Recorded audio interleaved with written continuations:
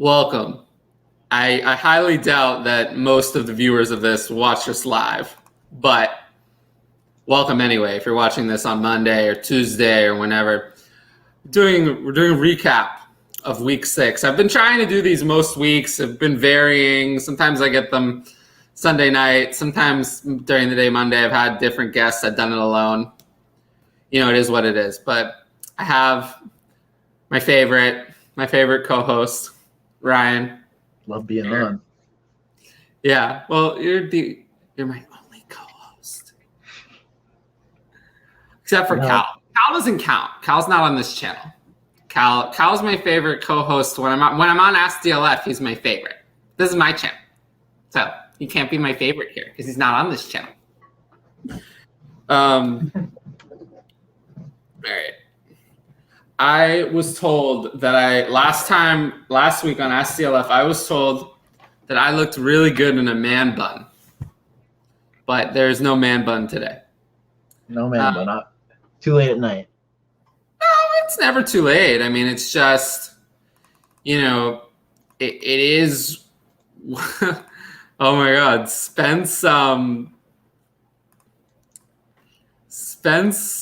retweeted our post. I feel like Spence is a night owl. Well, he did it on his own, even without me even posting it. But the thing is, I've been spamming my damn retweet group today. Too many things. Too many things going on. I've had over 200,000 impressions today. Ooh. 232,000. I've had over 100K the last 5 days in a row. People say I don't know how to use social media, or I don't know how to do this. Hey, that's me. Well, you could learn. I could tell you. You just say the most inflammatory, not inflammatory, but you say the most brain dead things, and then those are the ones that pop off. Always. If it has any insightful thought whatsoever, won't make it on social media. Has to have no insightful thought at all. None. And then it'll make it very far. A thread about who will break out this week, every week, has had 250 comments or more. A thread about a statistical analysis of players, I'm lucky if it gets one comment. One measly comment. One. I ask what do you need in your fantasy matchups? 50 comments. I write a comment about a player and my take on them, 2. So we see what's going on here. We see what social media is doing. And we know what social media does. They promote the dumbest content possible. That's what they do. That's what their algorithms do. So, but it is what it is. You got to play to that. You got to deal with the social media overlords that we have. Our Twitter and Facebook I don't do. But Reddit I don't do. I can't do those. Oh, yeah. Not Reddit. Reddit, I took one look. I was like, I'm a fantasy analyst. I take a look. I was like, post some of my content. And the first post was like, go fuck yourself. And I was like, yeah, I wonder why. I wonder why you don't have fantasy analysts in your community. I wonder why. I could only wonder. I wonder. So I just never came back. Oh, well, their loss. Ed says Reddit is a war zone. Ed's correct. Ed's correct. I'm not really – people get frustrated with me sometimes because I won't really debate. I just talk. I don't really debate, ever. I'll debate on here with one of my friends, but that's pretty much it. If you try to debate me on open Twitter, I'll usually just be like, no, sorry. Agree to disagree. From AG, okay, first real comment. Jalen Waddle has me psyched. Okay, well, why don't we start there? Because we won't go back. Well, I'll spare you the indignity of going back to the Eagles game on Thursday. We don't need to go there, right? I mean, Jalen Waddle has me psyched too, for different reasons. We won't go back to the Eagles. We won't go back to Jalen Hurts' under 50% completion percentage, his 115 passing yards. We also won't revisit Jalen Reagor's abysmal outing, nor will we revisit that they gave that the receptions leader and the only player to catch a touchdown was the corpse of Zach Ertz, who's on another team now. And we also have no time to revisit that Kenneth Gainwell had 1 reception, no carries, and no usage at all, despite the fact that they were in a losing game script. But yeah, no, these are just but at least minor, he covered. These are minor details that nobody really would care to hear about the Eagles, right? I mean, their coach is so great. Nick Sirianni is just the best coach. You can't see. His representatives have a script behind me. They're telling me I have to say these things, these nice things about him. Well, because he's the worst coach ever. He is something. But yeah, that's enough of my rant about the Eagles. You know, that was. I think I'm. The only thing that keeps me going is how bad the Dolphins are right now. Honestly. Oh, and you know, we'll transition from the Eagles to the Dolphins that way because the Eagles own the Dolphins draft pick. How's that trade for Jalen Waddle looking? They gave up the 12 last year, 12th overall, and the 2022 first for the 6th to draft Waddle. Now Waddle's been good, right? But Waddle's not bad. 2022 first is now of a 1-5 team, so we have a problem. Currently sitting at 3. And I was looking ahead at their schedule. They have the Falcons up next, so they could probably win that game. Oh, really? Why would they win that one? I don't know. They didn't beat the Jaguars this week. Just because they the didn't Falcons. beat the Jaguars this week. Why would they beat the Falcons next week? Because it's Atlanta. And just because it's Atlanta means they're going to win? They lost the Jaguars. They lost the Jaguars. Let's review what happened. They lost to the Jaguars. And, you know, they looked awful. Awful in every way. I mean, this team is embarrassing. And then they have the Bills. That's a loss. Oh, well, I mean, that's a penciled-in loss. Bills. At the Bills. They lost already 35-0 when they played the Bills at home. How is at the Bills going to go? Probably similar. I don't know if it get much worse. I don't know. I don't know if it's going to get up to 42-0. They do play the Texans. I mean, they have 2 more games against the Jets. They have the game against the Giants. But I heard Brian Flores could be on the hot seat. Yeah. He's got to check his butt. Make sure he doesn't sit in the wrong place because his seat's starting to get a little hot. It's definitely starting to get a little hot. I mean, Tua threw the worst interception I have seen in a long time. I don't know what he was thinking. There was no receiver anywhere near. It was right to the defender. It's like the defender was the receiver. Tua, not good. Not good. Not good because when it counted against the Jaguars, when he needed to win the game, he didn't deliver. And, you know, you're going to remember that next year. The Dolphins are going to remember that when they're deciding if do they want to move forward with Tua or not. Because I think not, personally. I think not.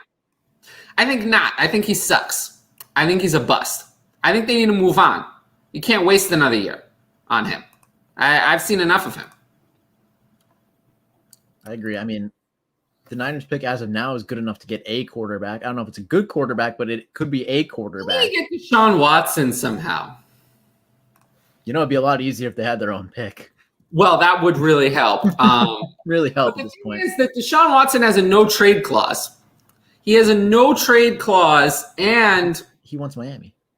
He wants to go to Miami. Miami has an extra first in 2023, so they could trade the first this year, 2 firsts next year, and it'll probably cost additional picks and players.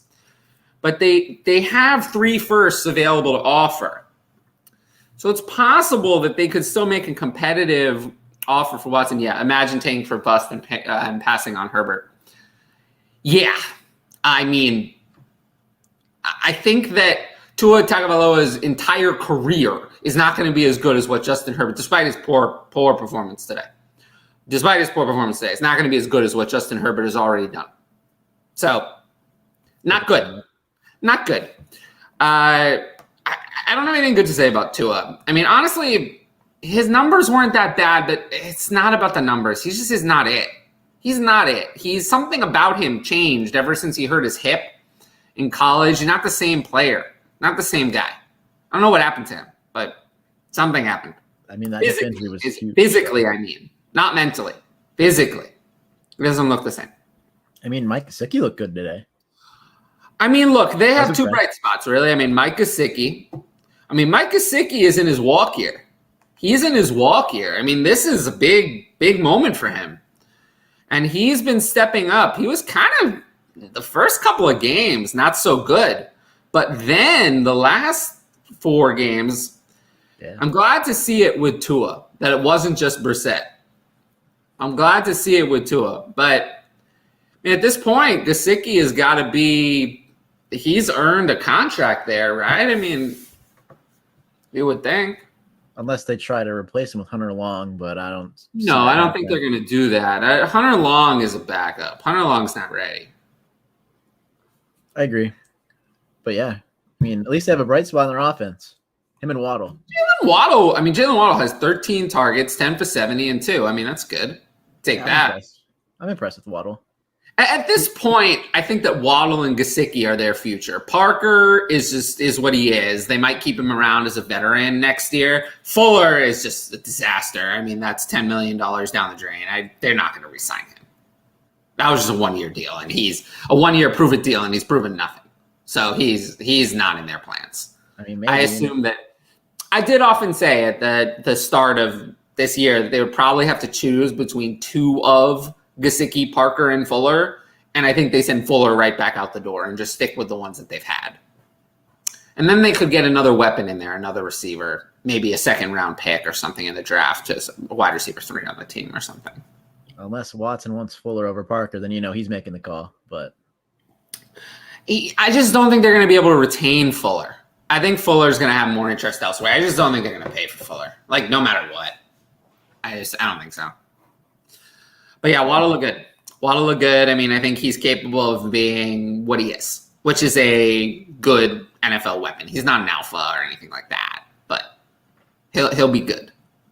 Speaking of that game, be Laviska Shenault the ball more. What are we doing? Yeah, well, I talked about this on my Start Sit show.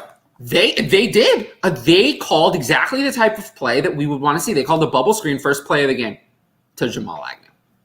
Right. Mm-hmm. So we have a problem, right? We have a problem because they could have chosen anyone to get that look. Anyone. It wasn't that Jamal Agnew got open or that Viska wasn't open. They could have designed that play for anyone.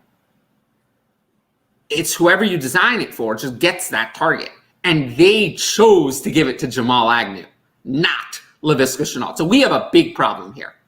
We have a big problem because he produced 6 for 54 on 10 targets. He had a horrific drop. And then another one where he was a contested catch that he didn't come up with. He needs to come up with that ball.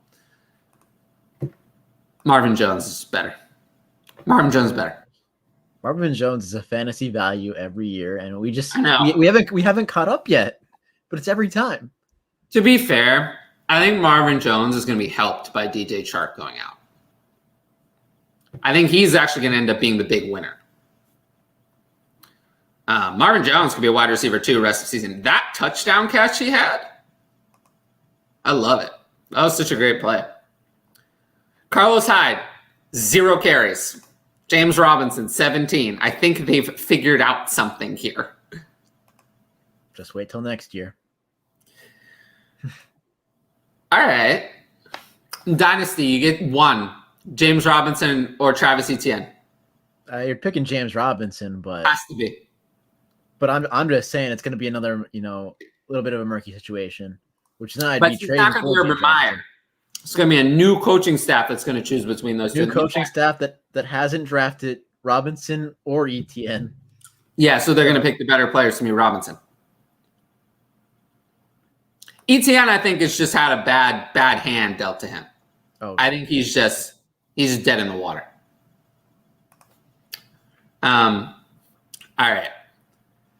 Anything else from this game? I mean, Trevor Lawrence looks good. Trevor Lawrence looks good. Trevor Lawrence is every bit the Trevor Lawrence. He's that guy. He's someone you want.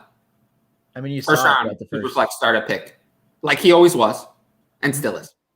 I mean, you saw it throughout the weeks. Like, it wasn't there in the stats, but he flashed some throws with the potential. Like, well, there were also some very bad throws. There were some very bad throws, but there were flashes of why he was a number 1 pick. It went sure, both ways. but we can't rewrite history and say he was good in the first 5. He was not. No, he was not good, but there was potential there.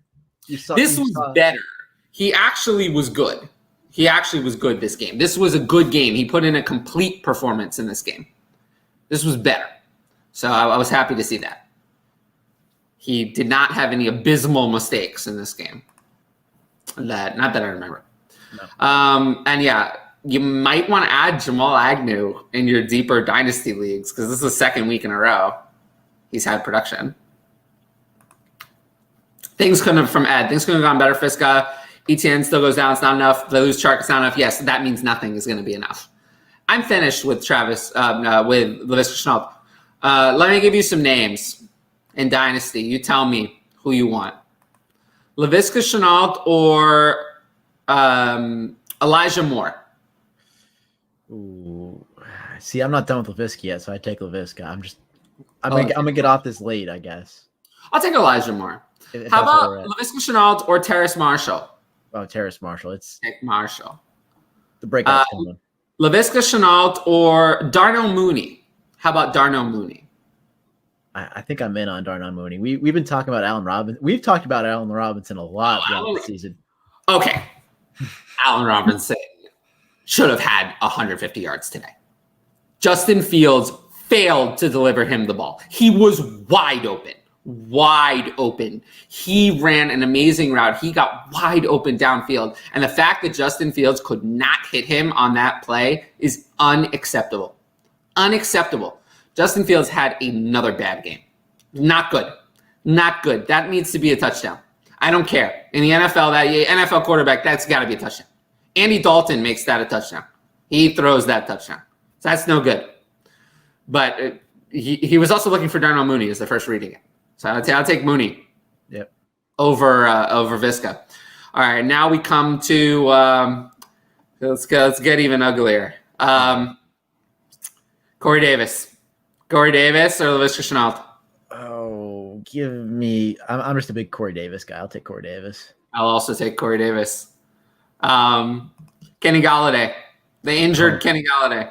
I'll take Laviska. Kenny Galladay's. I think not he's so done. good. I think he's done. Yeah, I kind of think he's done. Oh, dude, not done, but I'm not. At least Laviska, there's potential there. I don't think there's any potential with Galladay. Here's some uglier even uglier names.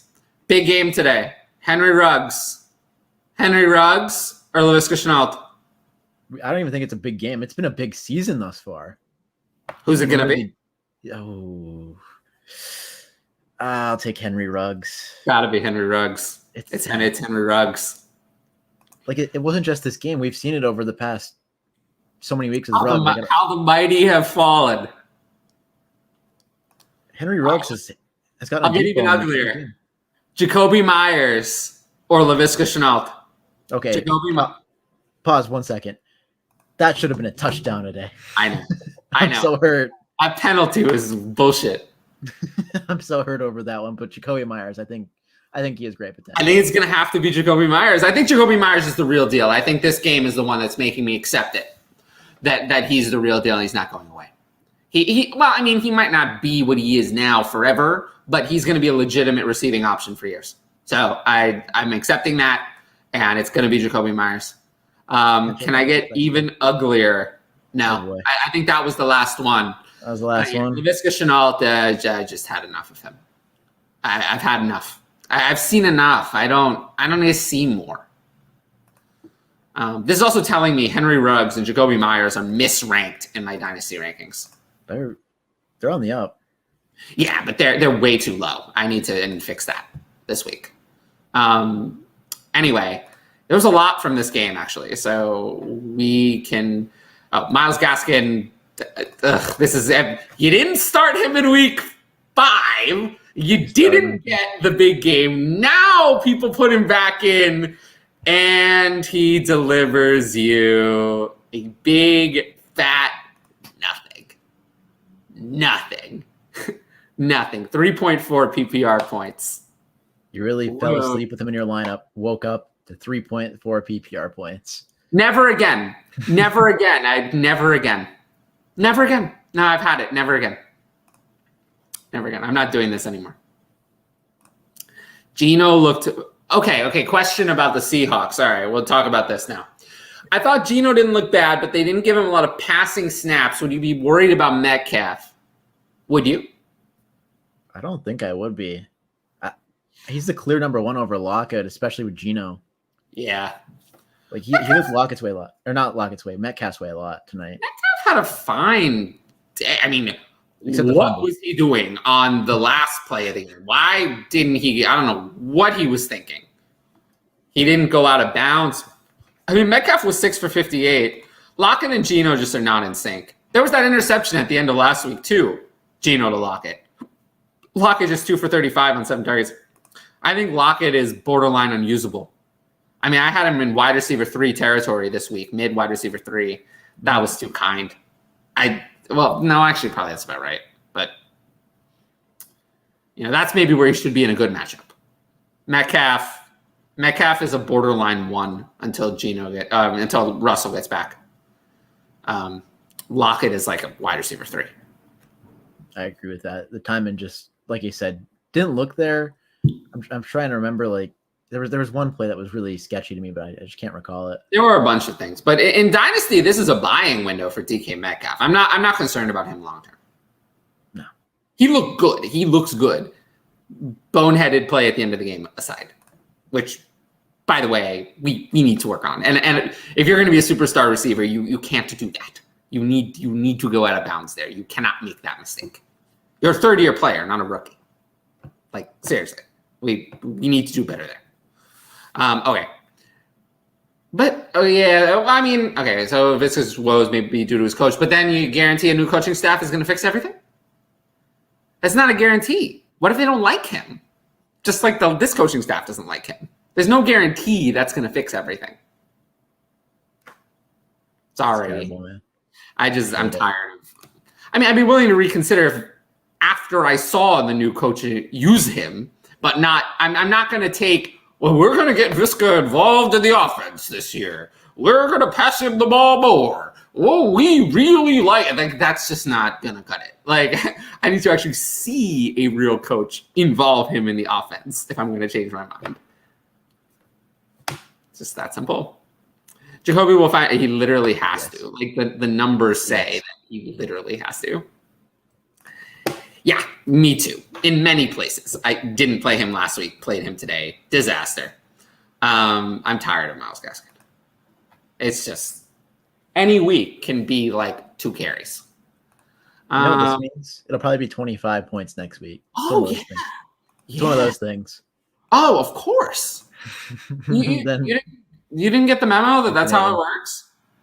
Totally. I knew that's how it would work, but I mean, we know that already. I mean, that's just you have to do it. That's the basics. All right.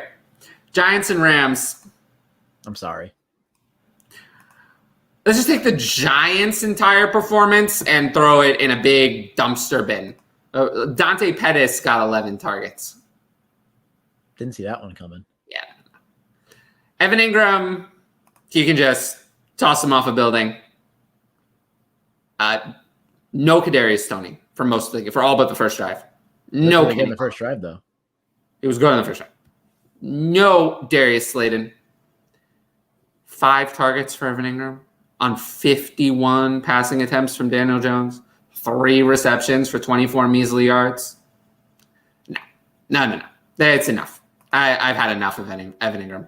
He is a waste of time. Athleticism doesn't score you a single fantasy point. He's a bust.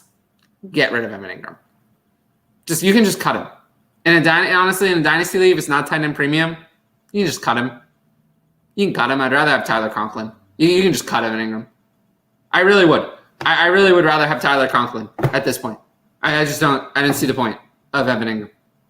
If he doesn't produce in this game with 51 passing attempts and all the other weapons out, when are you ever going to be able to play him? Ever. Couldn't tell you. Right? I mean, someone's gonna give this guy a big contract in free agency. No. He sucks. As a Giants fan, I say he's the worst. We have to get more on Kadarius Toney's injury. He's gonna miss time. He's gonna miss time. So that's unfortunate. Sterling Shepard might have been a good low-key buy over the last few weeks, though. He looked good. He did. Came out solid. Solid. I can't speak right now. Too late at night, but yeah. Devontae Booker looked putrid again. Hopefully Saquon soon. No, it's gonna be a long time. It's gonna be a while because they think they're gonna try to rush him back in a couple of weeks, and then we're gonna get the CMC thing again. He's not gonna be. How is he? You saw his ankle. How is he gonna be ready in 2 weeks? How?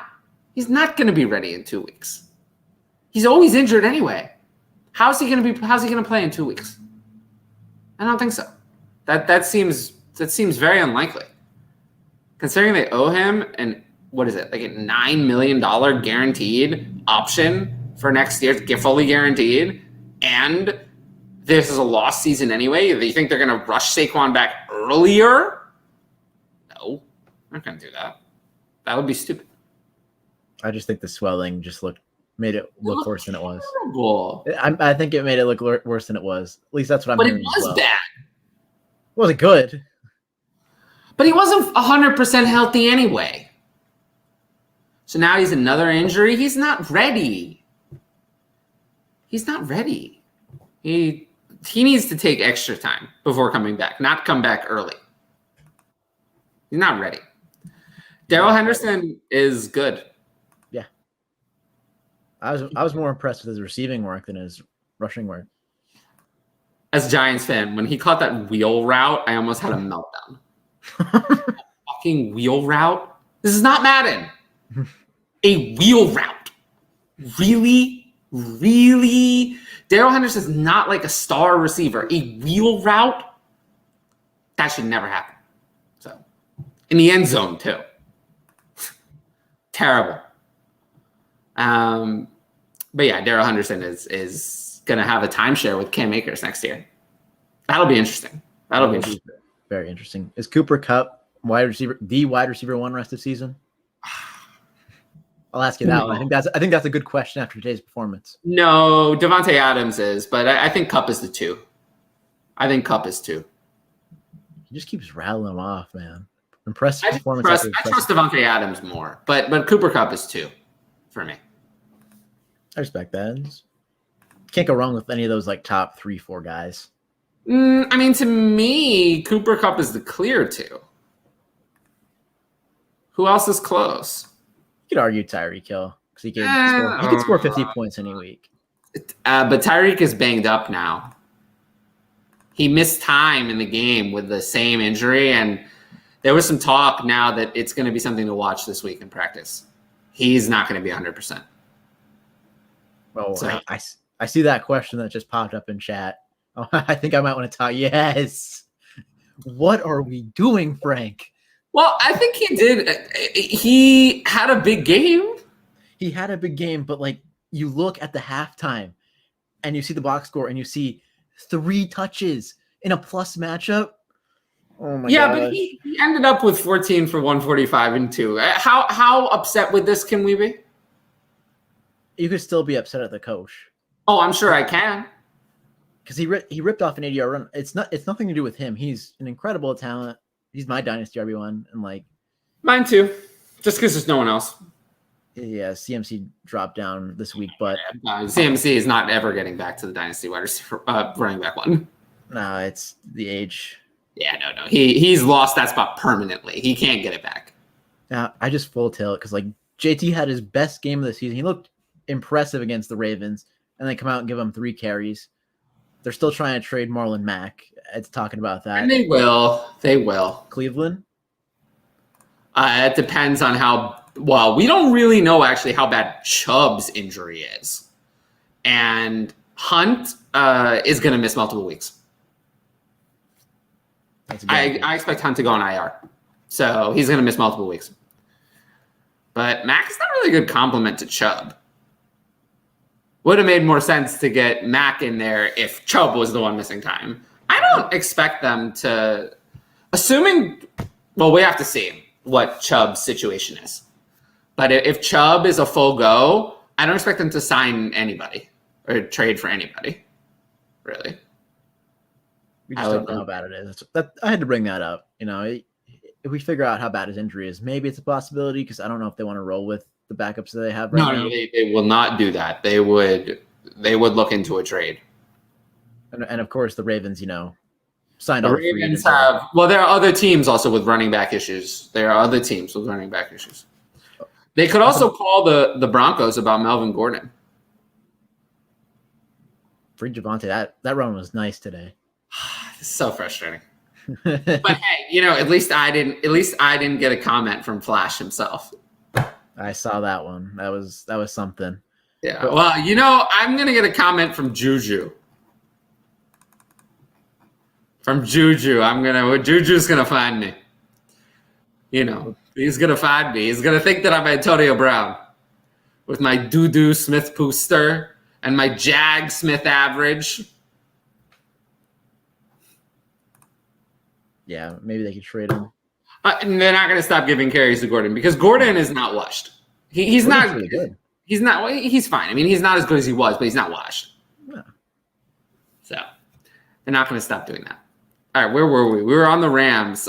Cooper Kupp is a beast. Matthew Stafford. Let me ask you some dynasty questions since we're. I like talking. I think it's more fun than redraft, but redraft with the buddies. Home leagues. What? So which one do you think is more fun? Dynasty. But yeah, I like redraft with my friends, but I don't play any of the redraft leagues. I just think people are mostly coming to me for Dynasty. Start sit everybody does, so that's not Dynasty or redraft. But people are mostly coming to me for Dynasty. Nothing bothers me more when I draft a insane team and then have to give it up the next year. I know. Is Henderson top 10? Rest of season, I assume this in Dynasty. I would assume. I'm looking at it, and I would say no. It's got to be close, though. Okay, I'd rather have Derrick Henry. I'd rather have Eckler. I'd rather have Jonathan Taylor, Dalvin. I'd rather have Zeke, Najee, Swift, Kamara. I'd still rather have Aaron Jones, and I'd rather have James Robinson. Yep. It's close between those two. I'd probably still rather have Mixon. Barely. Today. Yeah. No, Mixon did look really good. I'd rather have Mixon. Mixon's better than Henderson. And then, Henderson's just outside the top 10. I think I just named 11 guys, so that would be 12 then. So technically an RB1, but not top 10. Yeah, but also if there could be more guys. If Chubb healthy? Because if Chubb is healthy, if Chubb is healthy and Hunt is out, Chubb is the RB1. The RB1. He would rank as the RB1 weekly for me, or as close to it. I mean, he would be close to the RB1. So this is something to keep in mind. So he would be way up there. If we knew that Hunt was going on IR and Chubb, he would be close to the RB1. That's something that's been talked about a lot. Because there's nothing wrong with Chubb as a pass catcher. It's just that Hunt is better. And Hunt is a good goal line back. He's maybe slightly better than Chubb as a goal line back. But in terms of just running on the whole field, Chubb is better. And especially one of the best in the league, other than Henry. We have to account for Baker's torn labrum as well. They're going to want to lean on the run game. This could be insane for Nick Chubb. Well, no, that's not a good thing. That means that the whole offense is going to fall apart and the touchdown equity goes down. That's not good. That we don't want that. We don't want the offense to be that. Well, I'm not saying if he misses time. If he misses time, it's going to be bad. But if he's out there, he's not going to be effective. He's not effective anyway. Well, an injury is going to make it much worse. Baker is not good. Well, I'm sounding a panic alarm on Baker. This is no good. I know it was brought up today. I think it was Jeff that brought it up. The contract discussion. The extension is looming. Well, I mean, Potential. he has the same situation as Darnold with the 19 million guaranteed for next year.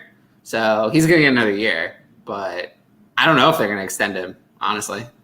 My guess is that they do, but Not at the Allen, likely Lamar rates. no, I don't think so. But I don't think they're going to go year to year with him because you play a dangerous game when you go year to year with quarterback. You can be the stuck without one like the Broncos for years and years. Yep. So Still I looking. do think they're going to extend him, but I don't think he's ever going to be more than a back end QB2 for fantasy. He's not going to be someone we ever want to use. Henderson's schedule's looking nice. Okay, the Rams, yeah, they're good. Matthew Stafford is really good. Right now, Matthew Stafford or Russell Wilson? Stafford. Dynasty. Yeah, I'd still go Stafford. Stafford. Yeah, I would go. Russ's situation's up in the air. He could force his way out. We've talked about that a little bit too. Yep. So I'd rather the certainty. All right. It's time for the moment of truth. Oh no, I know what's coming. Do you? Yeah, I feel like you're gonna ask me an Eagles question. No. No? Okay. Well, Cool. Jalen Hurts, I don't feel like is in the conversation versus Matthew Stafford and Dynasty. No, I just thought it was gonna be asked. But the moment of truth: Matthew Stafford and Dynasty or Justin Fields? It's a moment of truth. That's an actually really good question. It's a moment of truth. How do we feel? I gotta read. How old is Matthew Stafford again? 32? 33. February 33. 98. You can go look it up. Oh, so he's got what, 4 to 5 probably years, 5 play, maybe. Plays like this, he's got as many years as he wants. Exactly. I think I'd take Stafford. Fields doesn't look good, and Feels like garbage. okay, here's another reason why they should have fired Matt Nagy. Who's to say when they're going to fire Matt Nagy? Like, They might not. exactly. I'd rather McVay's going to be there for as long as he wants as well at this rate. Stafford as well. You have Woods, Cup, Henderson, Akers coming back. He likes Higbee a lot. Van Jefferson, he kind of likes certain weeks. So I'm going Stafford. Oh, Stafford too? I didn't think we'd get here either. No, we're here. We're here. Justin Fields, not good. Not good. Not good. It's just not good enough. It's not good enough. I expect better. I expect better from an NFL quarterback because I don't care that he's a rookie. Allen Robinson was wide open. This was not 2 feet or 3 feet, or it was a tough throw, or there was a defender or something. There was pressure. No, not really. He literally just missed his number one receiver wide open. It wasn't in the side. It was right in the middle. Mm-hmm. Unacceptable. Unacceptable. He's going to have to do better than that going forward. Otherwise, he's not going to be the franchise quarterback for this team or any team. I mean, just because he was a good prospect, that doesn't give him a pass. I'd like to see him with the new coaching staff, though. I didn't give Tua a pass. I mean, he was a good prospect, and then at some point, it was out of excuses. After about 7 games his rookie year, it was enough excuses. And then I was like, well, maybe the player's just not going to produce. Because, the really great quarterbacks, you see they're really great from the beginning. You had Patrick Mahomes entered the game, and he was Patrick Mahomes. You could see it. Trevor Lawrence, even, you see it. You see that it's going to be Trevor Lawrence. You see what he's going to do. Even Trey Lance a little bit. Trey Lance was, at least for fantasy. Not so much. But Trey Lance is raw. Trey Lance, I think, is okay to sit. He should sit on the bench. He was pushed into a horrendous matchup, too. But also, he was never supposed to play in that game. Oh, gosh, no. And then, the next week, I really think that now that I've seen that they're going to go back to Jimmy Garoppolo, I think that their intention really was to play Jimmy Garoppolo the entire year. But then he got hurt and they had to go to Trey Lance. But I legitimately think that was their intention. I don't think they intended to play Trey Lance at all in 2021. I still think they don't. I still think that they're going to go back to Jimmy. I really do. Is he going to be healthy after this bye week? Yes. Today? Yeah, Trey Lance had his own injury, and Jimmy's going to be healthy. So Jimmy's actually the healthier quarterback right now. So they're going to go back to Jimmy. 100% they're going back to Jimmy. I do think Trey Lance should sit as well. I do. I He's agree. not ready. But He's not ready. There's flashes, especially in fantasy. I actually kind of like the Trey Lance package. The Ravens did this with Lamar Jackson. And it kind of worked out, right? Like he got a little bit of game experience without, actually having to start. And then he came in later in the season and looked good. See, I actually kind of like the Trey Lance package idea to get him involved without exposing him to being a starter when he's not prepared to be a starter. I also like it because Shanahan trusted him in that game, in the Packers game. It was one of the biggest moments of the game, 4th and goal, and he trusted Trey Lance with the Trey Lance package, and he got it. No, that's what I'm saying. But this is good. That's what we want. Good. I'm not saying it's a bad thing. Yeah, look at the coaching Patrick Mahomes got, and he's had a year. Yeah, this is what I'm saying.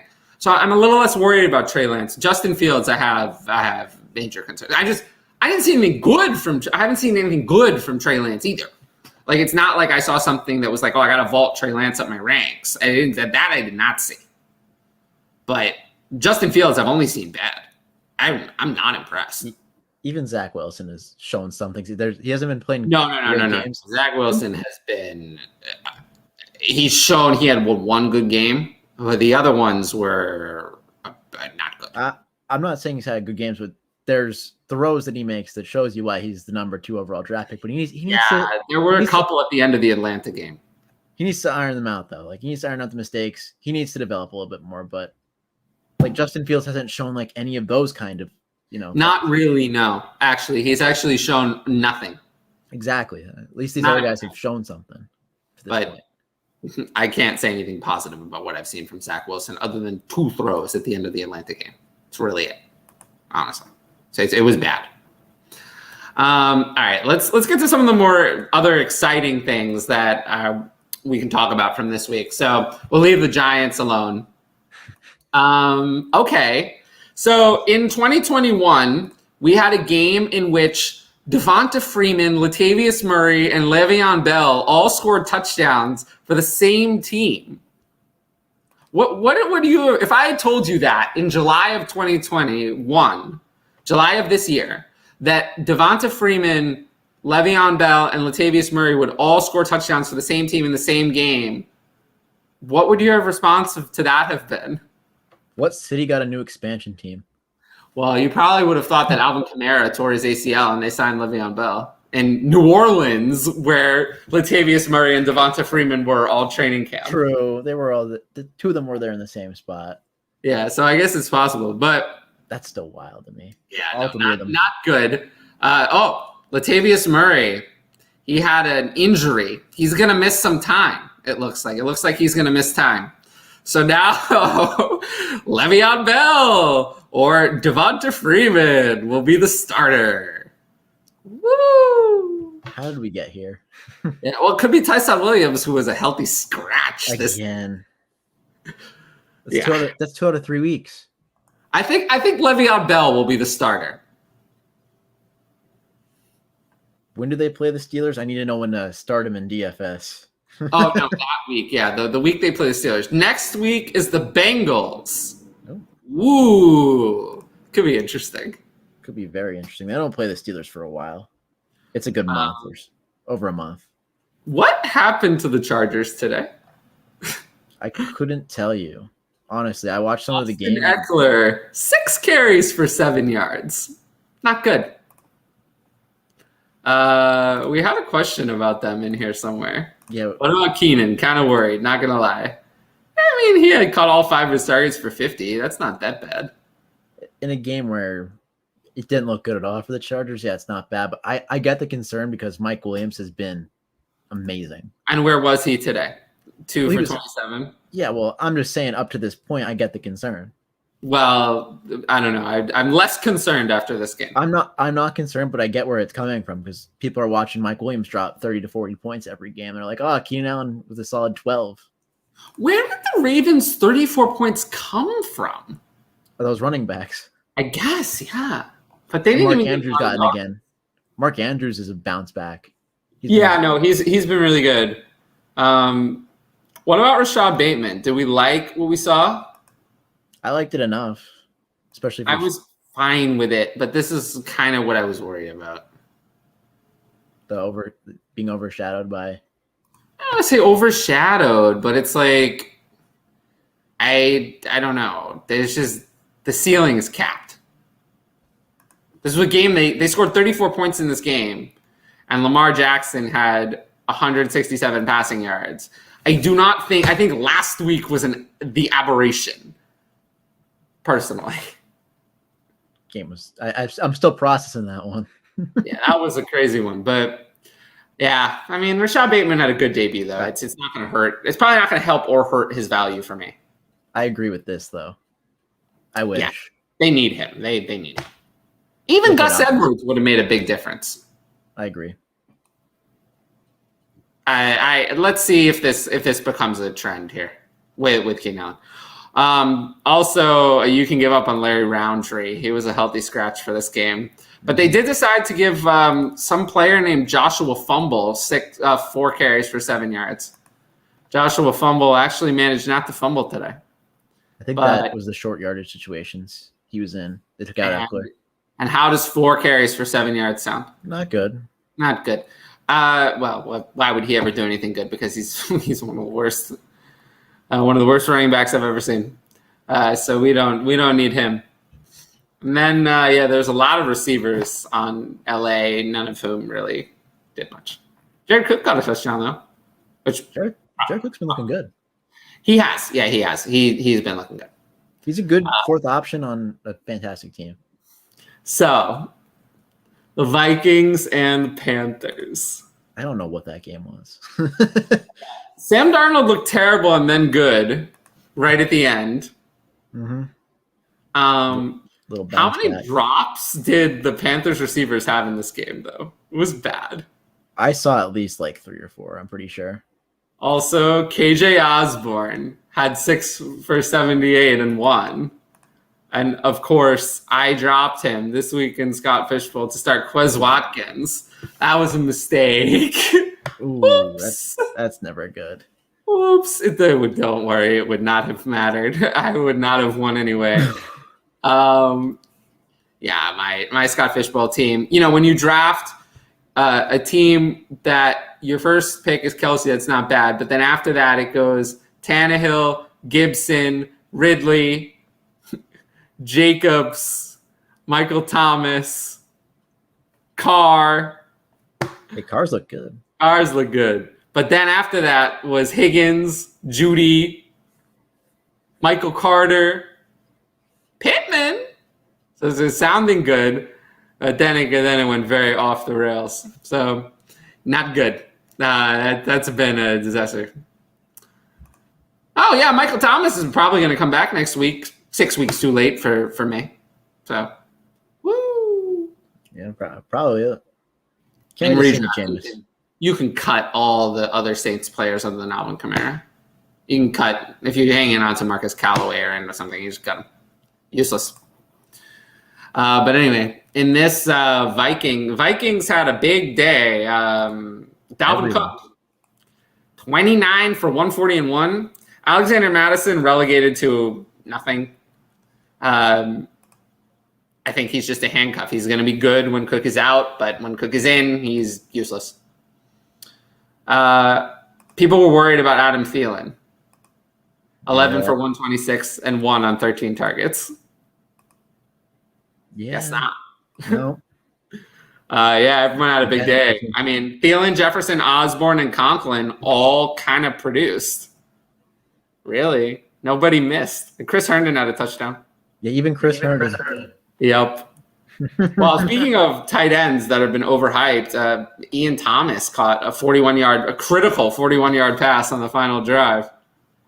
Brandon Zylstra had 3 receptions for 32 yards. He was getting looks in the red zone, too. I know at least one of those was in the red zone. We need to talk about DJ Moore. 5 receptions for 73 on 13 targets. Unacceptable. There's a couple of drops in there. Bad drops, yeah. He had a bad game, but We'll give him a pass. I'm We're not concerned. giving a pass to Robbie Anderson. 3 for 11 and a touchdown on 11 targets. That is totally unacceptable. Nah, Totally unacceptable. Robbie Anderson's season was Nah, he's done. no. Terrace Marshall, can cut him too from your redraft roster. You can gut him. Yep. 1 for 9 on 2 targets. It might be time to reevaluate Terrace Marshall's dynasty prospects because he's doing nothing. Nothing at all. Anderson is signed too. Yeah, Shi Smith outproduced him this week. He finally got on the field. He had a good catch at some point in the game. They said Smith, and I was like, is that Rodney Smith? But Rodney Smith was cut. I realized it was Shi Smith, the 6th-round rookie. Mm-hmm. So keep him kind of in the back of your mind at least. Tommy Tremble, nothing. Almost got that jet sweep for a touchdown. Almost. You know how many points does that? How many points does almost get you? 0, but they like going to that. I don't know what it is. I guess it's a staple in Matt Rule's playbook, the tight end jet sweep. I don't know. All right, I have between the 2 quarterbacks in this game, Kirk Cousins and Sam Darnold in Dynasty. You can have one. Who's it going to be? Kirk Cousins. I don't trust Sam Darnold. It's tough. I think I will. Because you're getting that guaranteed production out of Kirk Cousins the rest of the year. I know Sam Darnold's been really good, but he's been carried by his rushing. He's been carried by his rushing touchdowns up to this point. It seems like. I guess I'll go with. I'm going to go with youth and go with Sam Darnold, but ugh. Yeah, when it's Fournette and RB1. I just listed. He's right after probably. I'd be deciding between Fournette, Robinson, and Henderson. Yeah, and I'd probably have Fournette last of that group, but above everyone else. So no, he's not quite an RB1, but that puts him at like 14, 15.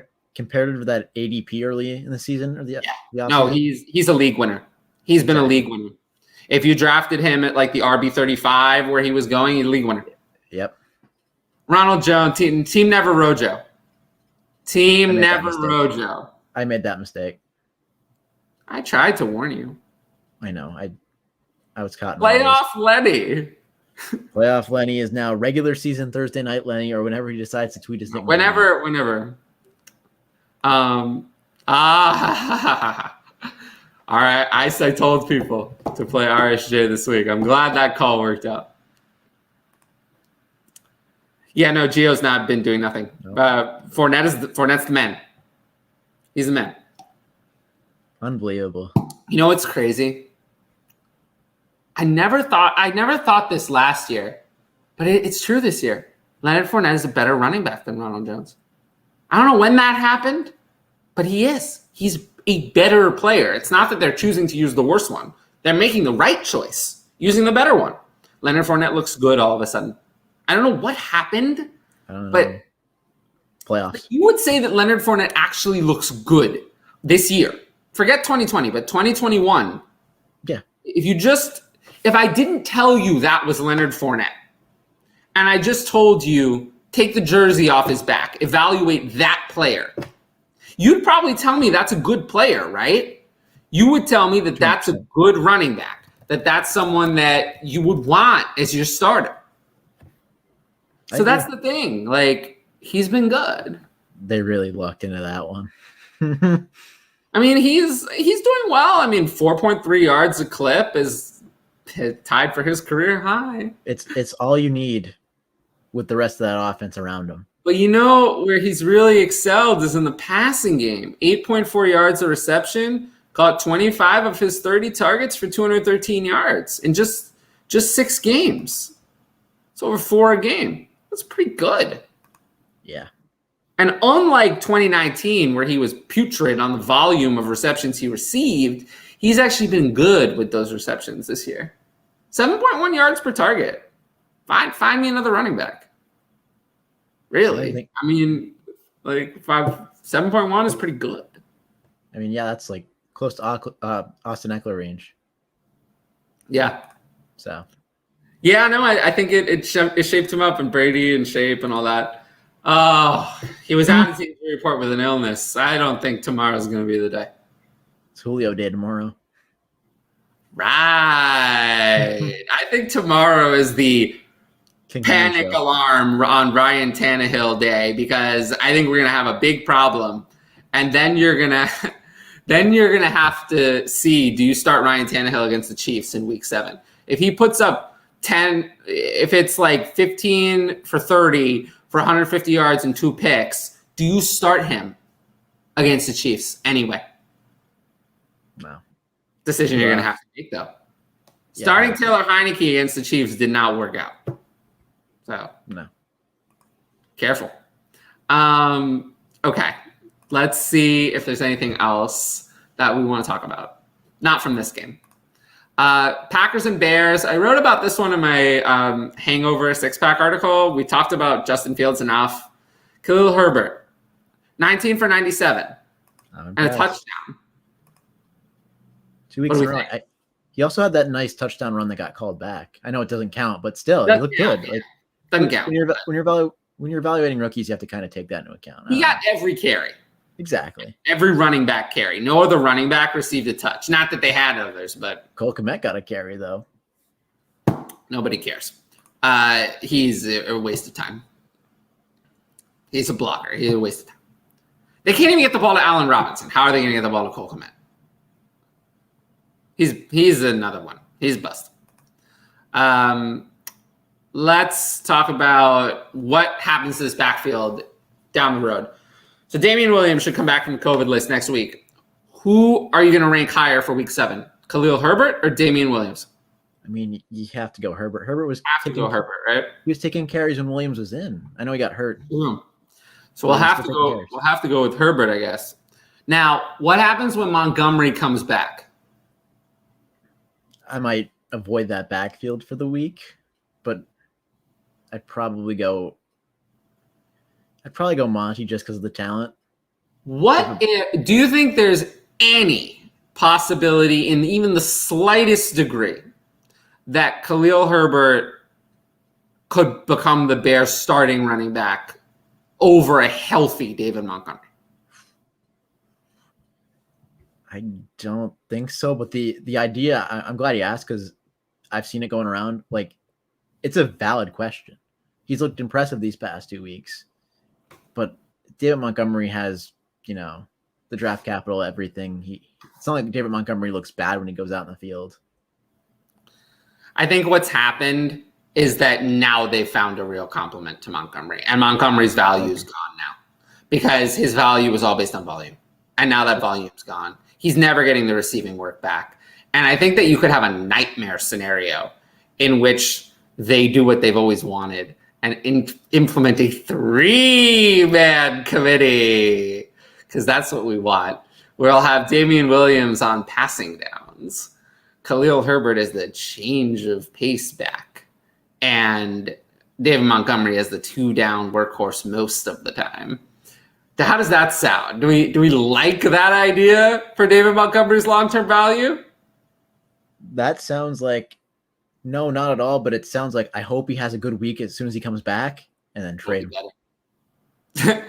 On top of that, we'll also have Justin Fields taking carries and not dumping off to any of the running backs.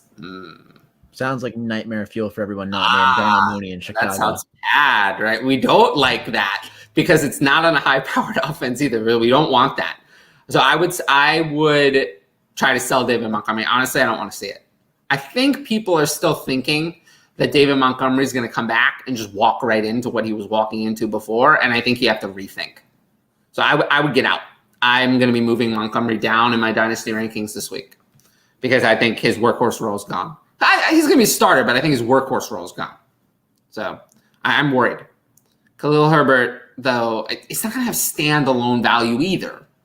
Did you really want to start Tariq Cohen most of the time? Not really. I mean, he was a flex. You could start him as a running back 3 type player, but not really.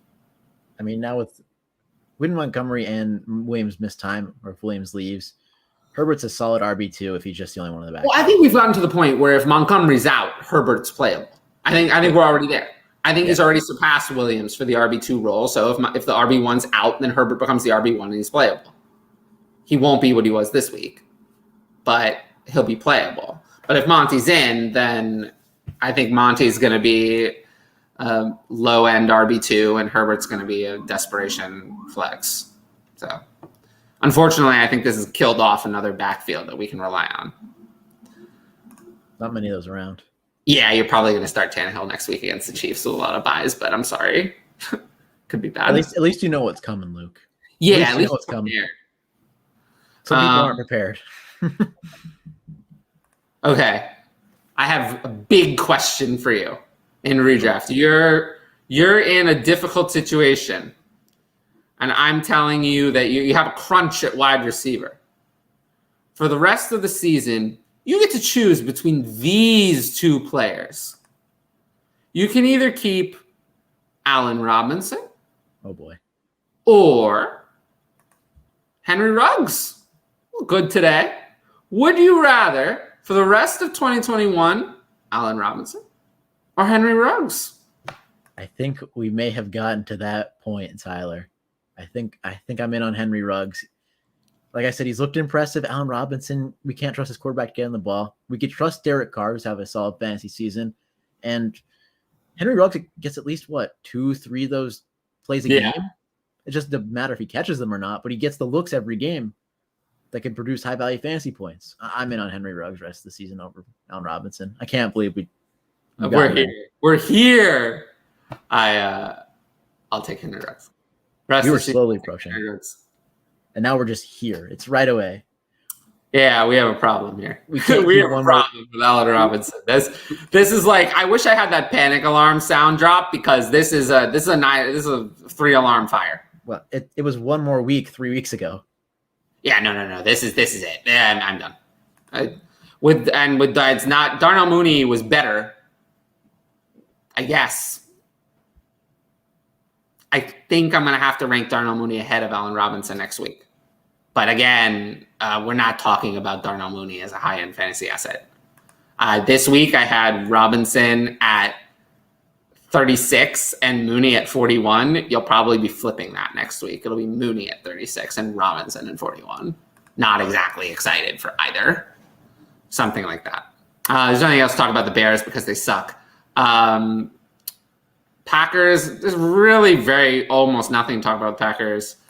Robert Tonyan, goodbye. 2 for 10 on 3 targets. It's not good enough. Redraft, cut him. You can cut him. He's useless. Cut him. In Dynasty, honestly, really, if you think about it, who would you rather have in Dynasty? Robert Tonyan. You know this is going to be good. Would you rather have Robert Tonyan or Zach Ertz? Zach Ertz, who was just traded to the Cardinals. Give me Zach Ertz. It's not Zach biased. Ertz, okay. I mean, we saw the role Max Williams had. I feel like they're going to do something similar, even more, with Zach Ertz. So, yeah. So we clearly have a problem here. If you'd rather have Zach Ertz, what about the injured Irv Smith in Dynasty? Would you rather have Irv Smith or Robert Tonyan? I'd rather see what take Tyler the chance. Conklin's doing. Yeah, exactly. We see what Tyler Conklin's doing. We see what not Irv Smith. We see what KJ Osborne's doing as the third option sometimes. Give me Irv Smith. Like, I'd rather chance it. Yeah. And now the biggest name of all, the big moment of truth. Would you rather have Robert Tonyan or Evan Ingram? Between your failures, who's it gonna be? Oh gosh. Is Evan Ingram under contract till No, is an unrestricted free agent. Give me Evan Ingram in the hope someone signs him. I agree. You never know. know. Robert Tonyan is finished. It's a mystery box compared to nothing at this point. Now the Packers backfield is a committee. Now we have a committee. A.J. Dillon, 11 carries. Jones, 13. Jones scored through the air, though. So it's the 60-40 split. Jones is fine. I wouldn't worry about him. In Dynasty, I've never had him. So I can't be worried. Dillon is a great speculative ad, though. I like him as a stash. I wrote about this though in my article, so I won't get too much into it. You can find the article tomorrow. It'll come out on DLF where all my articles are. And people really should go check out DLF. There's a lot of great articles, not just mine. Exactly. They let me write there, for some reason. But I think that my articles are a lot of the like filler narrative stuff. They definitely have like some crazy research articles on there, and I'm always very impressed by what my colleagues do. Definitely. I'm very much more on the reliability side than the like any one article being special. But I love writing. DLF is worth the money. It's worth the money for the tools too. Tools, Trading Analyzer, ADP. New ADP just dropped today, actually. Nice. But yeah, no, I was a customer since 2018. I just started riding there this year, so I've been a customer way longer than I've been a rider.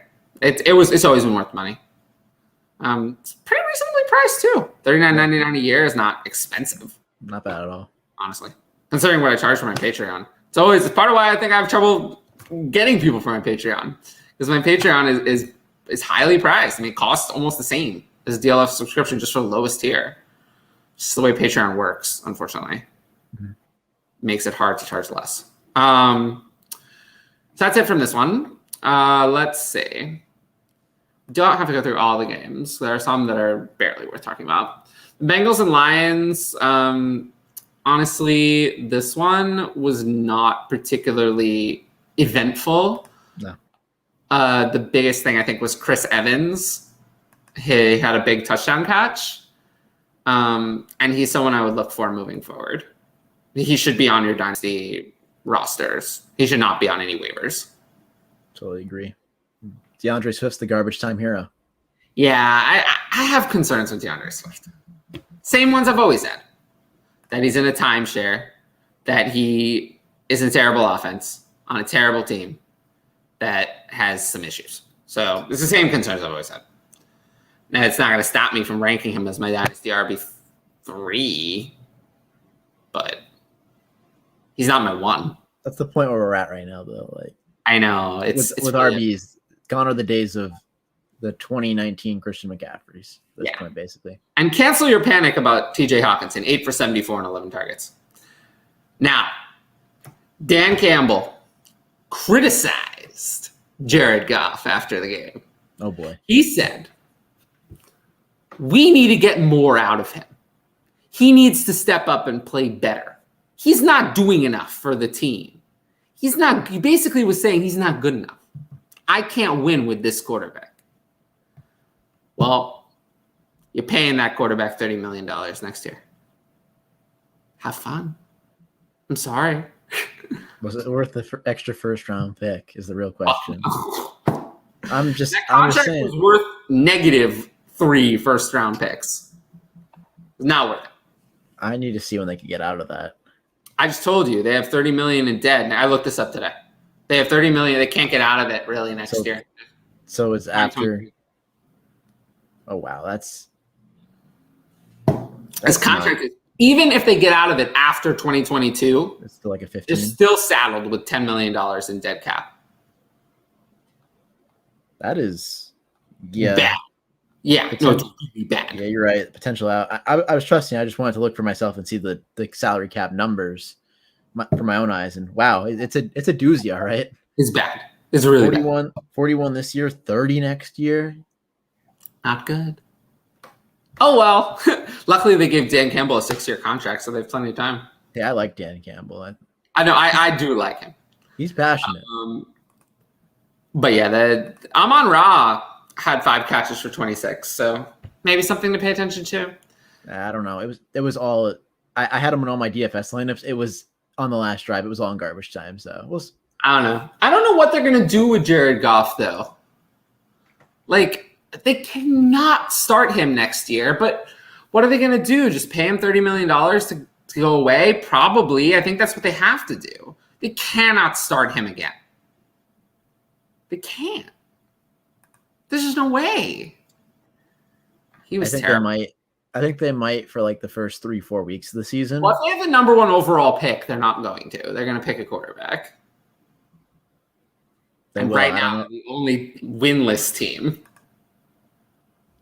Yeah. So we'll see. We will see. Oh yeah. I'll be one to look at. Houston lost 31-3. The only thing I have any interest in that game is that Nico Collins played and looked good. Yep. It's the only thing on their side. We talked about JT already. Failure actually looked decent once again. And the Colts receivers are a mess. Again, I would buy Michael Pittman if this down game gives you a window. I would buy. I'm pretty in on him still. I mean, I agree. T.Y. Hilton looked good. It might open a window for He's you. injured now. So. Well, people look at the stat line. You never know. Yeah, but I would still try to buy Michael Pittman. More importantly, though, Kansas City and Washington. Antonio Gibson. Not good. No. Not good. Not good. He had 2 receptions for 0 yards, 10 for 44, re-aggravated his shin stress fracture. And in his place, we see J.D. McKissick outproduce him on the ground and put up 8 for 65 in the receiving game. Not good. Not good. He's going to miss time now. He's going to miss time. He had to come out of this game. He's going to miss time. He's going to miss some time. And this injury, as someone who has had a stress fracture before, this injury is not going to heal. This is going to take multiple months. And if you try to play through it, it only gets worse. It's tough. He's not an RB1 rest. He's not even a high-end RB2 rest of season. He's a low-end 2, and he's going to plummet in my Dynasty ranks after this week. Are you in with the newsroom people on being an Antonio Gibson truther, or is it just them? I am, but I started to come around like a couple of weeks ago. Maybe the idea of Antonio Gibson was better than, what we're getting.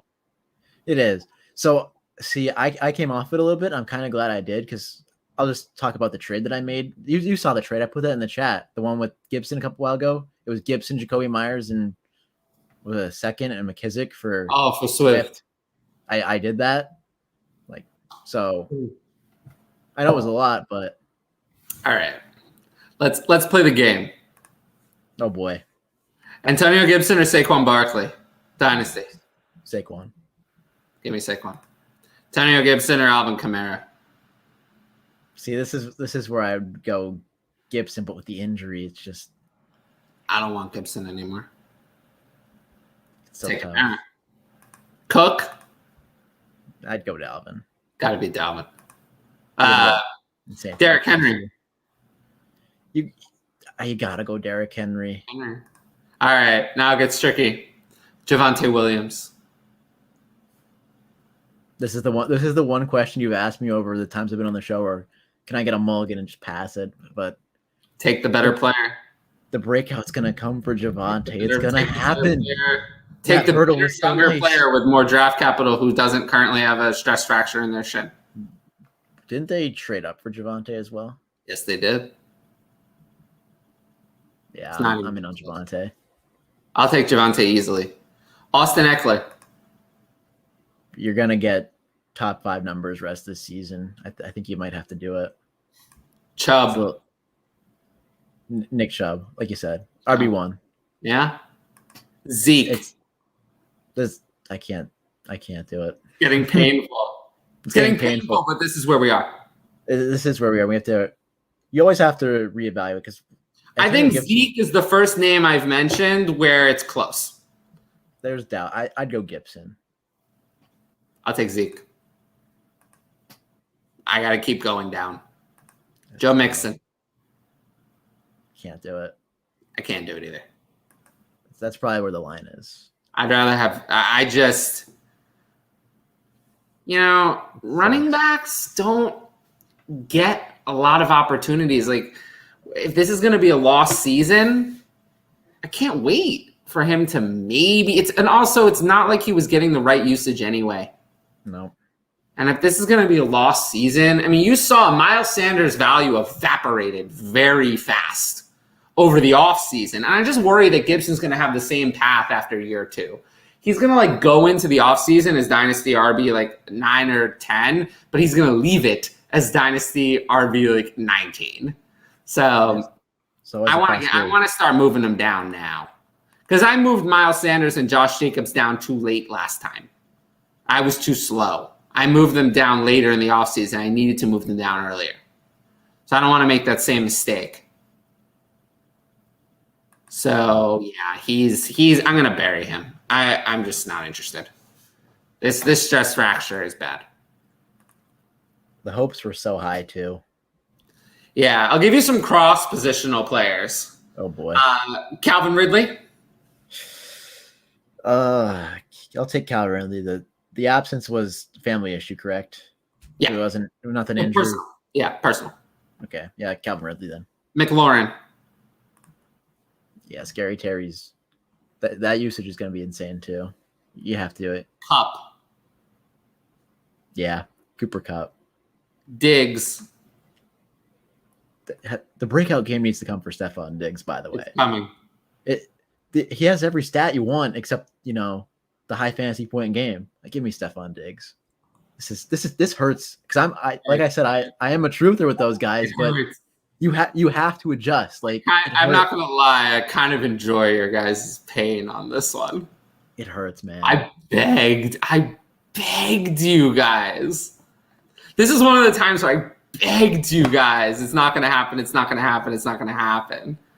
It's like he's never gonna get the receiving work. He's not a workhorse. I begged you guys. I partially came around on it with that one trade, like I said earlier. So at least I was getting there, but I think I got there a little too late. Yeah. Still, at least I moved at least one from one of my teams. All right, you want me to make it really painful? Yeah, go ahead. Deebo Samuel. I can't do it. I can't do it. Mm-mm. Jalen Waddle. No, we're not there. We're not there yet. Even though the usage for those guys have been incredible. Godwin. I can't do it. That offense is. No, I think we're in the right range. I think we're in the right range based on my rankings. I think we're in the range. TJ Hawkinson, non-premium. Non-premium.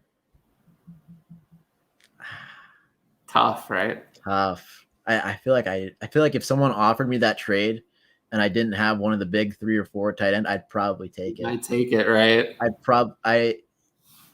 Those guys are gonna be hard to acquire, especially with Hawkinson entering his prime. Like, he's getting there, getting close. Sometimes angels fall. It's tough. I looked on a Keep Trade Cut while you were asking some names. He's still valued at RB11. Nah, not anymore. That'll probably reflect in the coming days. It'll probably be like 16, 17, 18. Yeah. No, I mean, I think it'll be 13, 14-ish. But I'd still take that. And Jarrett Patterson is now a must-add in all leagues because Gibson's going to miss time, and McKissick is not really a ball carrier. So Jarrett Patterson is a must-add. Ricky Seals-Jones, 458-1. He's also a must-add. He should be on no waivers. And I wrote about him in my article, so I'll let you guys read it. But, yeah, he's only 26. So something to keep in mind. Terry McLaurin had another. Taylor Heineke looks like garbage. His superflex value is gone. He's not going to be a 2022 starter. And I'm starting to think that Ryan Fitzpatrick might get the job back when he comes back because Taylor Heineke's been horrible. Could happen. We haven't heard much on Fitz, though. No, well, it's possible Fitzpatrick doesn't come back, but Taylor Heineke's not it. So you can trade him away, or I don't even. You can't even trade him away. I mean, wasn't there a point in the game where they just proved that they didn't have any confidence in him? What was it? They kicked the field goal instead of going for it against the Chiefs. Like, you have to go for it against the Chiefs. All right, I have a tough question for you. So many tough questions tonight. You're fielding an NFL team, right? You're going to field an NFL team. You're going to have to pick a running back. Is this my expansion team with all the Baltimore backs? No. Your life is on the line. Oh, boy. If your team loses, you die. Squid Games. Squid Game style. Squid Game style. All You right. die. Who would you rather have as your starting running back? Clyde Edwards-Helaire or Darrell Williams? Darrell Williams. It's easy, right? It's easy. He looked good today. Easy. I like his Easily. role better. Clyde Edwards-Helaire. I mean, Darrell Williams stepped into the same role and was better. He had more usage. He got the usage that Clyde has never had. He got the passing game usage. He ran the routes. He had the snap share that Clyde never had. What? And he What impressed me the most was the goal line work. Clyde doesn't get that. It's usually the shovel. But It's he had usually the shovel pass pass to Kelsey all the time at the goal He line. had the goal line work the whole time. The whole year he had the goal line work. Wow. Can't believe it. Here we are. All right. Clyde Oh, no. Edwards-Helaire. My favorite game. This is going to be easier than Gibson. I'll tell you that I much. think it'll be easier, yeah. Clyde Edwards-Helaire or Miles Sanders? Ooh, not so easy. Not so easy. As much as Nick Sirianni does not know how to use Miles Sanders, when you watch the two play, it's clear you know Miles Sanders has talent. It's just the coaching usage. Miles Sanders has talent in some areas of the game. There are some big problems. I'd still take Miles Sanders. I don't want either of these two. I think I'd prefer a lot of the names I'm going to list later. Hey, lower. I didn't get a choice. I didn't take my pass on this one. I took my pass on a question earlier. I'll take Clyde.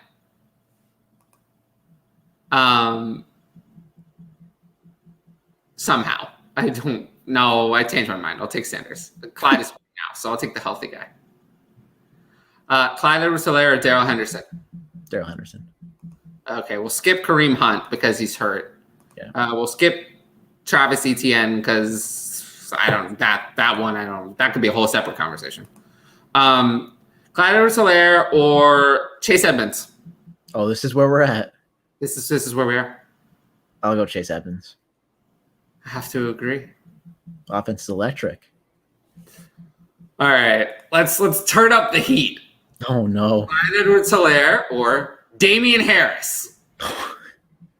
Damian Harris was banged up too. Before you hate on that, people should realize Damian Harris went 18 for 101 and won today. He looked good, but he's also hurt, I believe. No, he's healthy now. He's healthy now? I thought he was. Still go. I thought he got hurt. Came back in. I don't think he got back in. I don't think he finished the game. I mean, didn't he have a big play right at the end? I believe so, but I saw someone talking about his injury on. I mean, he was in on the final drive. So if he had an injury, I don't know when it happened. Okay, it was during the game and he limped to the sidelines. He came back in. Okay, so Damian Harris, yeah. He looked good. All right, let's make it even worse. Clyde Dynasty. People need to know. Clyde Edwards-Helaire or Leonard Fournette. This is where we are. This is where we are. I'll take Leonard Fournette. I hate it, but I think I have to take Leonard Fournette. The usage, you're guaranteeing basically top 15, 16 numbers for the rest. Granted, injuries aside, I can't take it anymore. This is crazy. You can't pass up a top 16 season. Yeah, I know. That work out of Leonard Fournette. I know he's older, but I can't believe this is where we are, but it is. Season's been a wacky one. I know. Clyde Edwards-Helaire or I think Leonard Fournette was the last one because now we have Tony Pollard. No. Michael Carter. No. Not yet. Maybe in the future. You never know. AJ Dillon? No. AJ Dillon's still backup. Yeah. Zach Moss? Maybe if he has another good game. If he has, depending on tomorrow night, could very well be Zach Moss. Elijah Mitchell? Not yet. So no. But Leonard Fournette, I think it's time. I think I'd rather have Leonard Fournette in Dynasty than Clyde Edwards-Helaire. I mean, oh well. Whoops. With Clyde, you're not guaranteeing yourself anything. With Leonard Fournette, like I said, you're guaranteeing yourself a heavy workload for the rest of the 2021 season. Which is Clyde going to come back full go. And Williams was a workhorse too. 21 carries to 3 for Jerick McKinnon, 3 receptions to 1 for McKinnon. So he's a dude. And also, people were like writing Patrick Mahomes obituaries. What am I not understanding? Like the reception, one of his interceptions went off Tyreek's hands. How was that his fault? And he's still, where does he rank in terms of quarterbacks this year for fantasy? It's definitely pretty high. He's still number 1.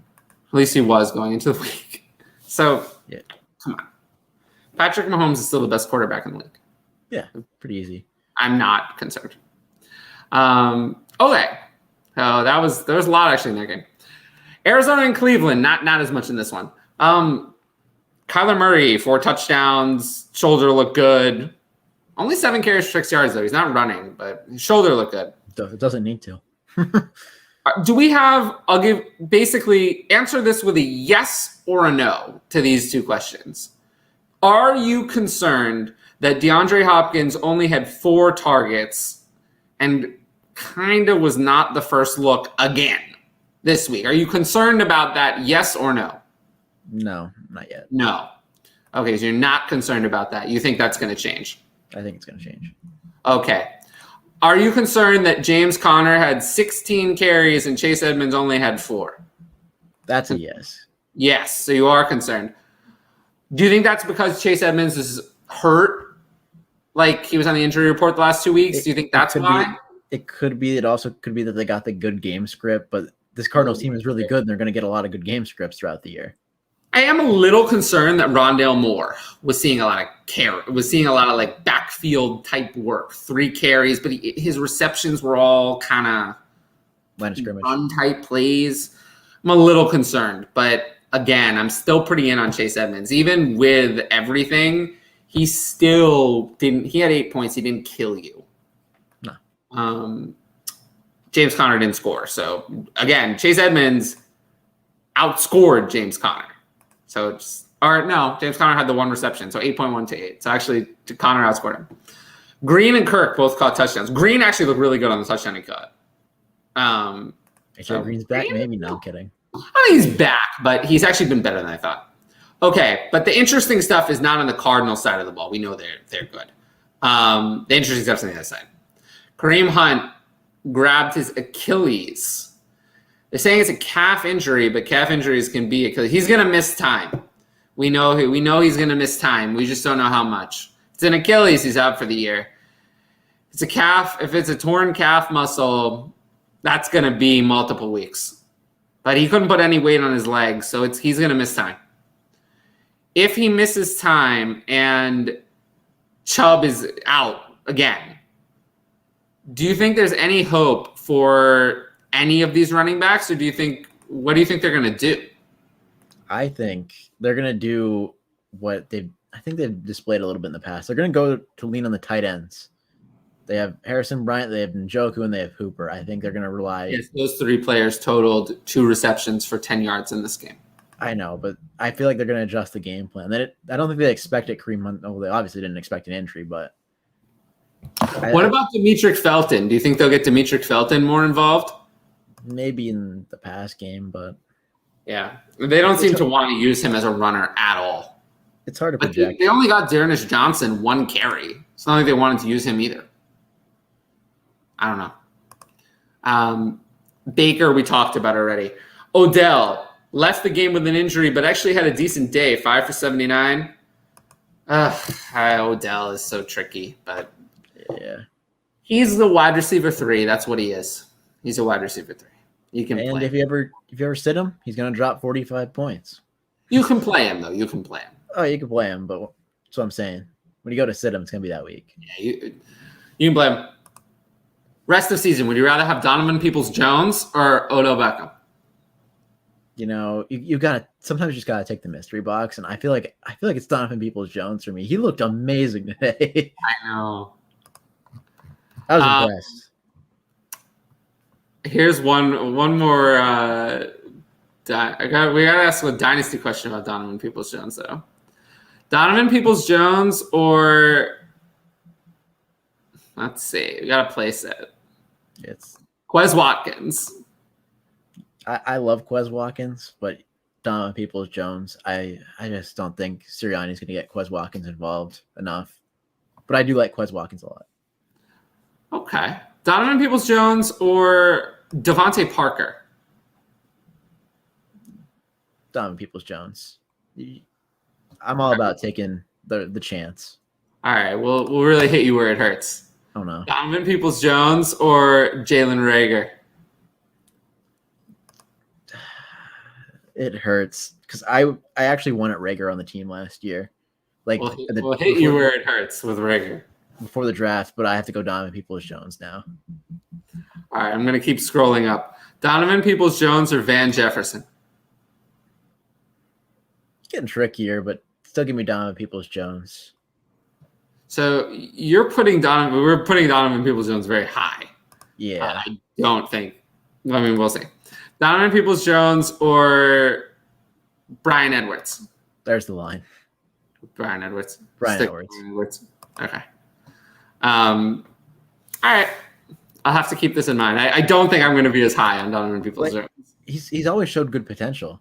He just never. Yeah, I just think this was one good game.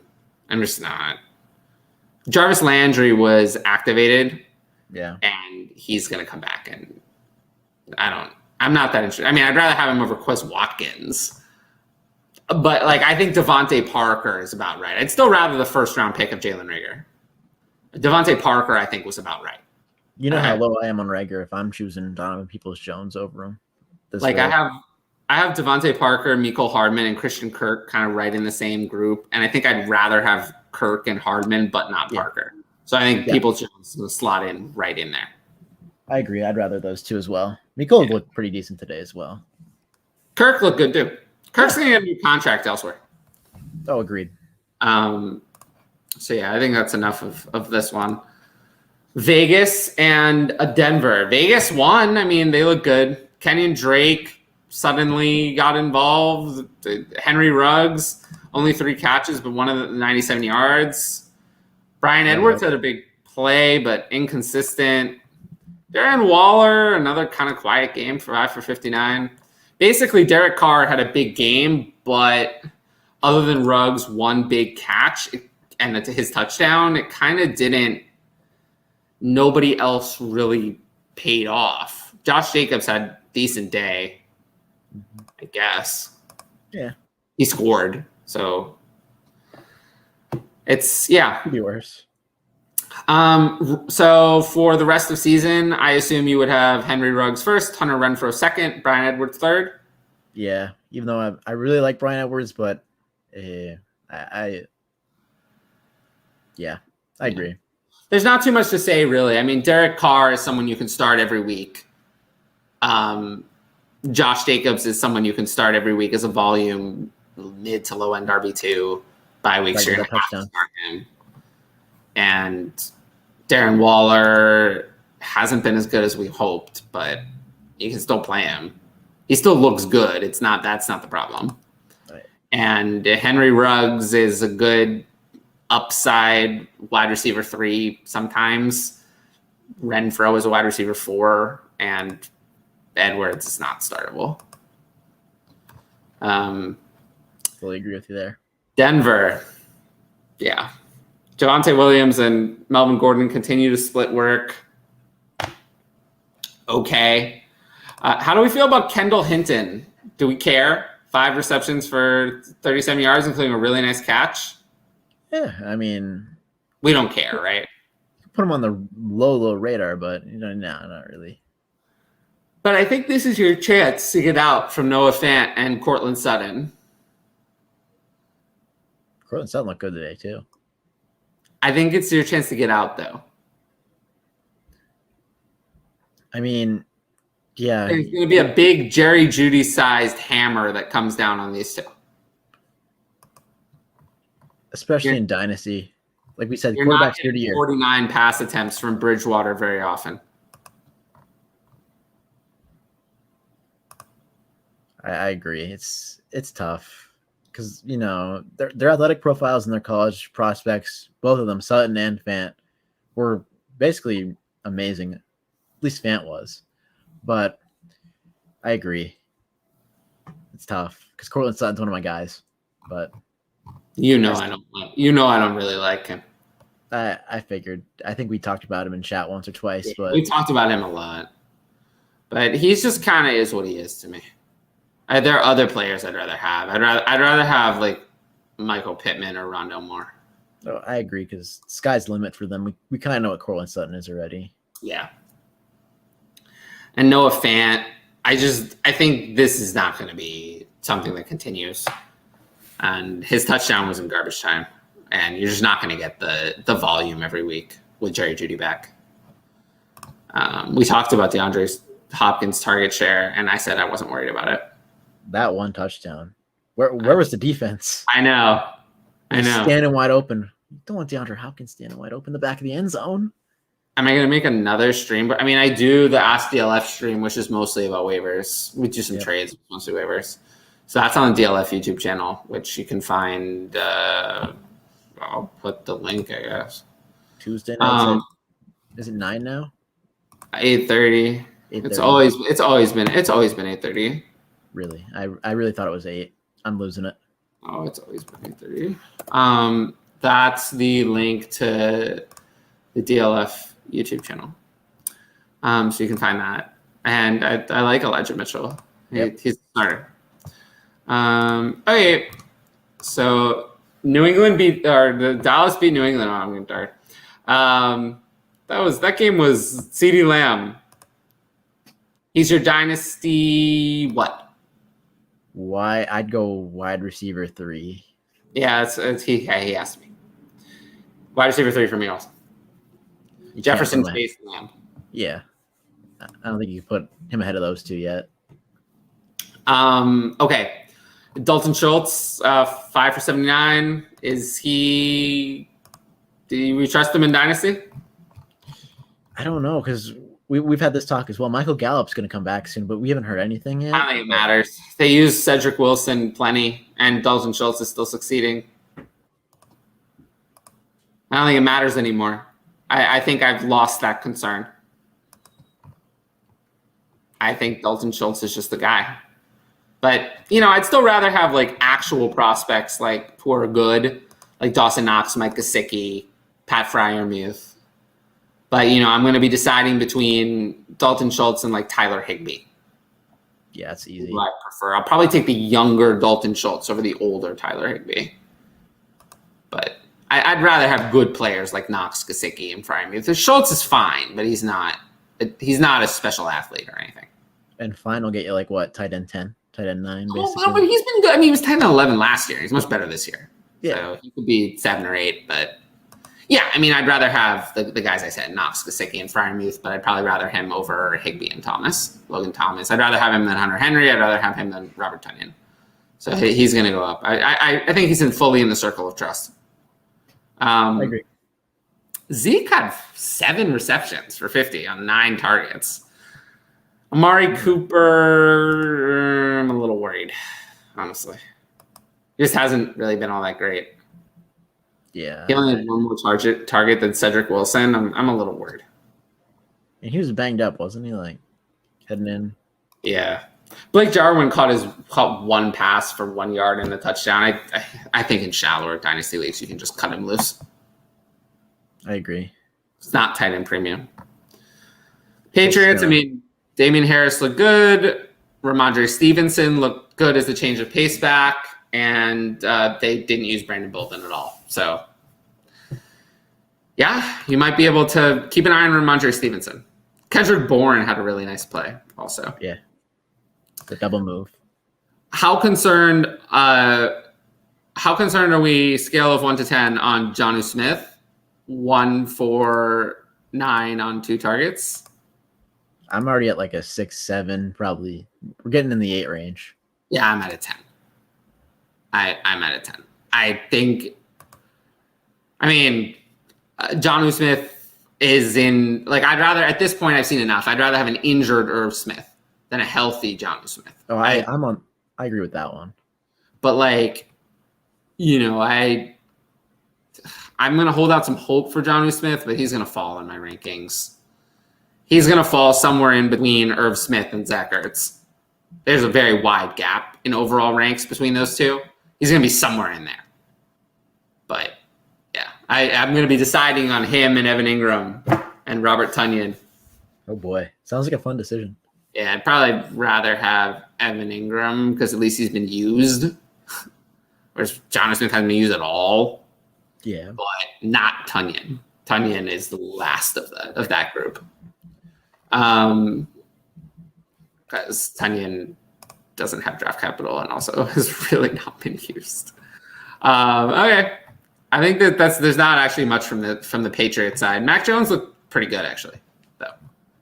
Get Jacoby Myers a touchdown. That'll happen one day. All right, last one. Steelers and Seahawks. The Najee show.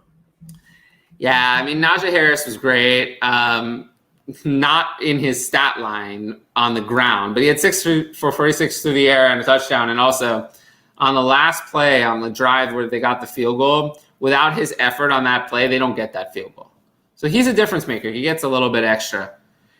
He's my Dynasty RB2 at this point, I guess. Big Or, shot, huh? yeah, I guess he's 2, isn't he? Yeah. Yeah, he's 2. Taylor's my 1. Harris 2. Swift 3. Deontay Johnson is the target hog. We know that. Chase Claypool, terrible game, but I would still buy. He had a bad game. Still had 7 targets, but the last 2 weeks he was really good. Last 2 times he played, that is. And he's actually been decent all year. So if people are like, I hate Chase Claypool, I don't want him anymore, he's someone I would buy. How do you feel about that? I agree with you. I mean, of course, Deontay Johnson is the target hog, but Yeah, Johnson's the one. Claypool also had the hammy bother him during the game. He went to the locker room. I don't know if that affected his game at all. He still got the targets, but That Fryer, though, yes, stepped in his place. 7 for 58 and on all 7 of his targets. He has a bright future in this league. I agree. One of the biggest steals of the rookie drafts. Oh yeah, James Washington, 1 catch for 9 yards, nothing, useless. And then I really think they were better off without Juju. I really think getting Juju out of the offense actually improved things. I think they're better off using Freiermuth as a more featured piece, just getting Juju out of there. I actually think they're better off. So, I mean, any targets to Juju were just a waste of time. He never gets open, never gets any separation, never adds anything to them. So, I think they're better off without him, personally. And they won the game, so, we'll see. We will. Alex Collins had a huge day, but then went out with an injury. It's Tough. What do we do here? What if Alex Collins doesn't play? Carson is on IR. Rashad Penny is coming back next week. Here we go. Would you consider starting Rashad Penny next week? He could be available. Next week. How about the Saints? A game against the Saints. How does that sound? Sounds okay. With all the injuries, he's probably going to squeak into a lot of lineups. DJ Dallas had 5 receptions for 33 yards. Travis Homer was also involved. Will Disley caught a touchdown. Philip Dorsett was on the field at times. This whole thing was kind of a mess. Essentially, when Geno's starting, you'll be able to start Metcalf and lock it if you have to. Whoever starts at running back, but I'm very worried if Collins is out. Gross. Yeah, it's gonna be you probably can't start Everett. Not if nice play though. But not if Disney's going to vulture touchdowns. Can't start Everett if he's not getting the red zone. Gino was looking for Will Disley on that last red zone trip, I believe. He's still looking for him, so I don't know. Yeah. Gino was not that bad, but the fumble's the narrative. Yeah, fumble was good, but you're not going to start him next week against the Saints, but against the Jaguars, you might be able to start him. You can definitely do worse in that matchup. Yeah, I really hope Collins is able to play, because if he's not, then you can just strike this whole backfield off. I don't know how you could trust anyone. Like if it's Rashad Penny coming off IR, DJ Dallas, and Travis Homer, you're just not gonna have any idea who to start. I would bet on Dallas. They were making Dallas inactive, so it's like Homer would probably have more carries and Dallas would have receptions, and Penny would either be starter or not involved at all. I really hope Collins is able to play, because then we know Collins is the starter over all of these guys. Have fun with that in DraftKings. Carson might be done. Also, neck injury is bad, so we'll see what happens here. They're going to get the Seahawks 2022 starting running back is not on the roster. It's got to be someone else. So yeah, I think we've wrapped it up. Covered it all. Yeah, no, there are a lot of. Nobody sent any messages at all. Well, all right. I've talked a lot. Tell the people anything. I mean, well, my voice is just done. You could see my Twitter right here. I tweet out sometimes. I don't like to deal with mean tweets. So if you like to tweet at me, please be nice, and you could ask me questions and whatnot. But yeah, I mean, that's all we got. We're still rolling. Yeah, I know, for sure. I like playing the Dynasty game, though. I do enjoy it a lot. I will, even though the questions you ask me are killer most of the time. Well, yeah, it's rare that I don't get to be in the host chair a lot. Oh, actually, during the season I do, but I'm not used to being in the host chair long term. So I always try to come up with some fun things, especially on a recap on the fly. We have plenty of time. Look at the heartstrings. Those. Well, I'd like to ask you Eagles questions. It's pain. Yeah, well, especially with Sirianni. You're watching Giants football. You know the same pain. It's really bad. Yeah, the Giants are worse than the Eagles. The coach is just as bad, and everything else also sucks. So it's Jalen Hurts with the fantasy garbage time. Yeah, you do have that. That's about it, though. But anyway, if anyone's been watching, I don't know if it's gonna be Rashad Penny, but if anyone's been watching, I appreciate you. Do you appreciate the people? Oh, I appreciate the heck out of people. Oh, I love it. But yeah, you can find me on Twitter. My @ is there. I will put, to close the show, I'll put the link to my Patreon. If you want to sign up for it, it's all good. If not, no pressure. So that's there. Thanks to everyone for listening, and yeah, peace. Yeah, peace. See ya. Or morning, or whenever you're listening. Yeah, morning, night. You can listen to this whenever, I suppose, or